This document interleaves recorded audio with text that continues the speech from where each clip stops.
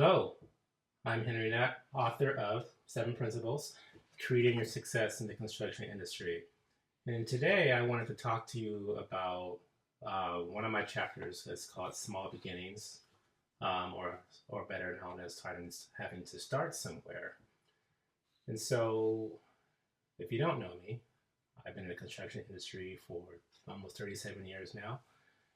I wrote a book back in 2012, didn't publish it until 2022 after going through lots of obstacles and honestly probably not believing in myself like I should have. So very relatable in regards to what it takes to create your own success, what it takes to work hard, all these topics and chapters that I discussed in the book. I have lived all of that. But today I wanted to talk to you about something that I think is even more relatable in regards to our own journey. And it comes from one of my chapters about small beginnings. And I want to read something to you.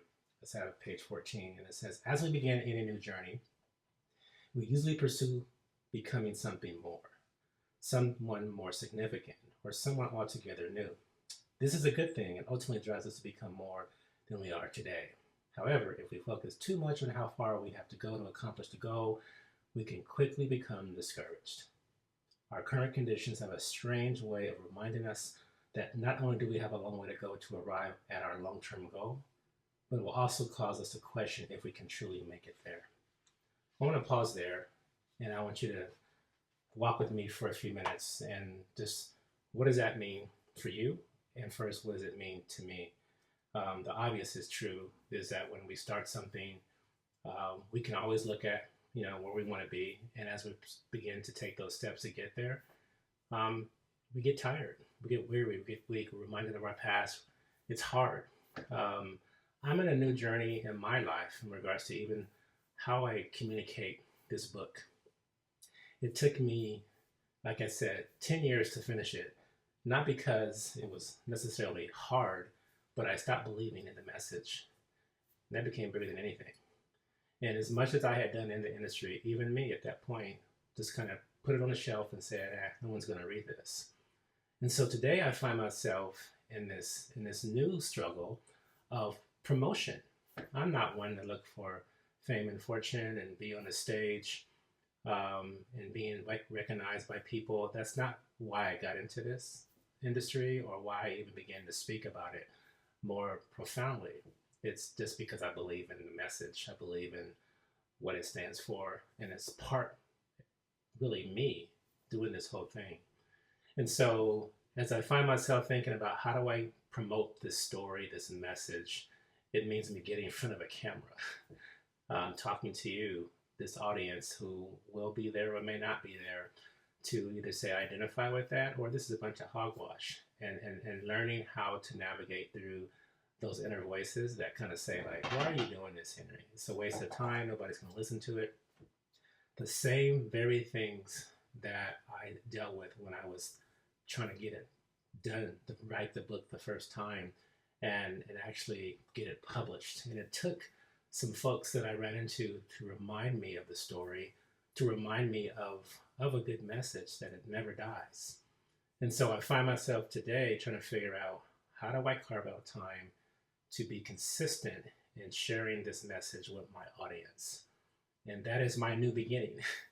And it looks big and it can be arduous, and you figure out, you work all day and you commute, and I either got to do this in the morning, at night, or whenever I have free time. But it's the same thing that I've said. It's a little bit every day, and being committed to what you believe in. If you're trying to think about a sport, you're trying to get better at a sport, if you're trying to get better at swinging a golf club, it's practice, right? It's something you do every day to build the muscle memory, to not make excuses for accomplishing or trying to accomplish something. It's about just doing the work, and nothing happens overnight. It's something that we have to do step by step, little by little, day by day, minute by minute, even if that's what it takes. And so today I came home on this May 28th of 2024 and decided, this is what I'm going to do.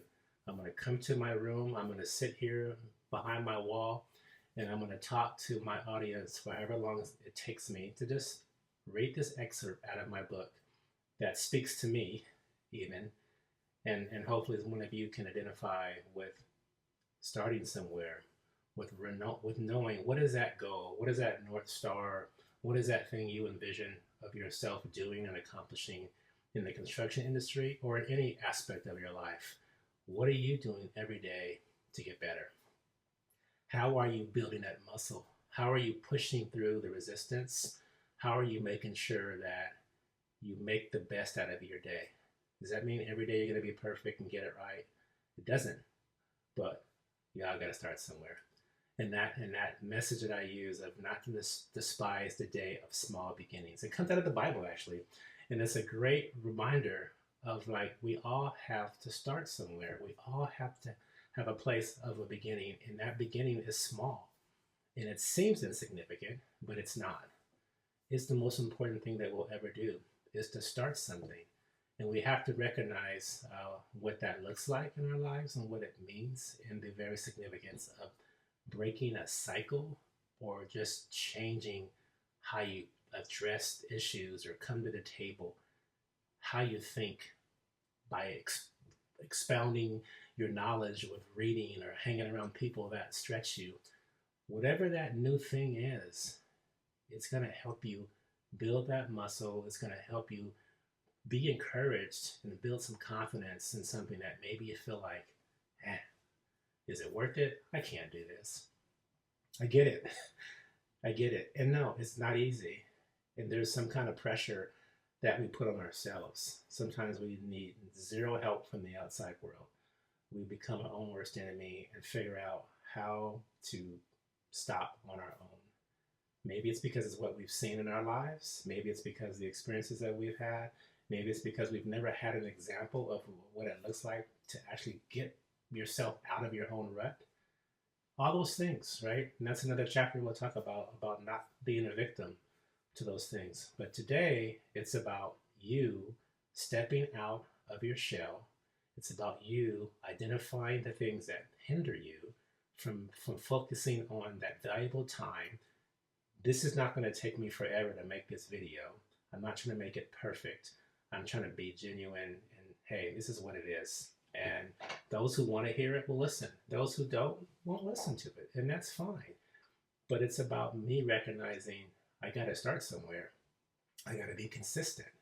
I have to make sure I do this and care enough about the message myself to get it out there and to believe in yourself. Because I can look at, say I want to be this great renowned speaker across the country, and I could look and compare myself to someone who's been doing it for 5, 10, 15, 20 years, on these big stages or whatever, and impacting hundreds of thousands of people or millions. And I can say, I compare myself to that person, and suddenly I'm down in the depths, because how far away am I from that? I don't actually know. And it's not necessarily my aspiration or goal. I'm just making an example. But it's a thing, right? So it's something that you have to look and say, I want to be there. This is where I want to be in a year from now. 6 months even. 3 months even. 3 years, 5 years, 20 years. What is your game plan? Make it plain for yourself. Make it visible for yourself so that you can be accountable to yourself. And if you need, get an accountability partner that will help you. Just like going to the gym, getting someone to spot you in the weights, to make sure that you're not going to lift more than you can handle dangerously, but you're going to push yourself, and you have somebody there just in case you slip up, you don't hurt yourself, right? So maybe you need that person. Whatever you need to start, do that. Whatever you need to begin, do that. Don't allow anything to hinder you, including yourself.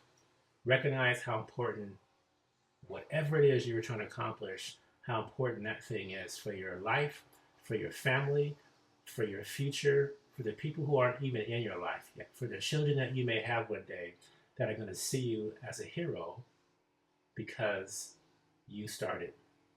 You started. And that's all we got to do, is we got to start. But have a game plan with that start. Put yourself behind that mission and that vision of what is your preferred future. How do you want to see yourself? No one's going to create it for you. You've got to do it. I've got to do it. It's up to us to how we want to accomplish these things and change the course of our lives by stepping out into something brand new and not being, I won't say you won't be afraid, because that's not true, but you're not afraid to the point where you don't. It's not you're paralyzed by fear like the deer in the headlights. You actually do it afraid. And I think many of you have heard that term before, doing it afraid.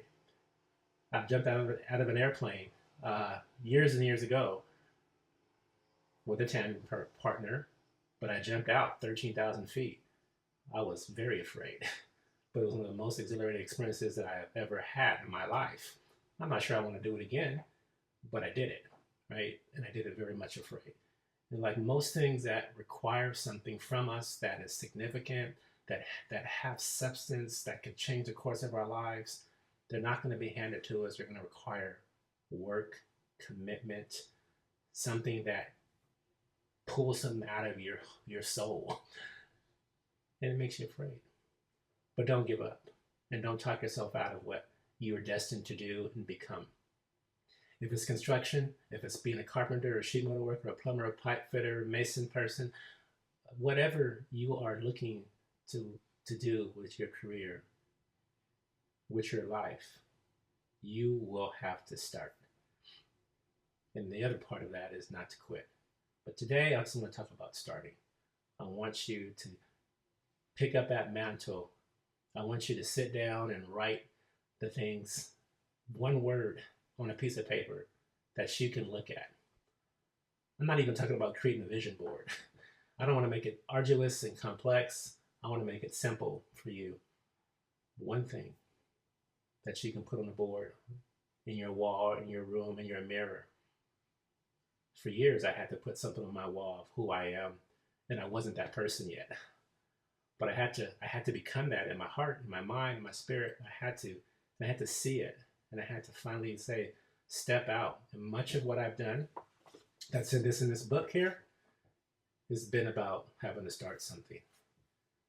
But the beginning was the thought in my heart, and then the work was putting pen to paper, finding a publisher, believing in a message, taking it off the shelf when it was partially done, thinking, hey, it's not worth it, but then believing enough in myself and what was birthed in me to do it, because it wasn't just going to grow itself. So we are at different stages in our lives, and we all have had to have a start. And guess what? You start something and do great in that part of your life, there's going to be a new thing that you will have to start in.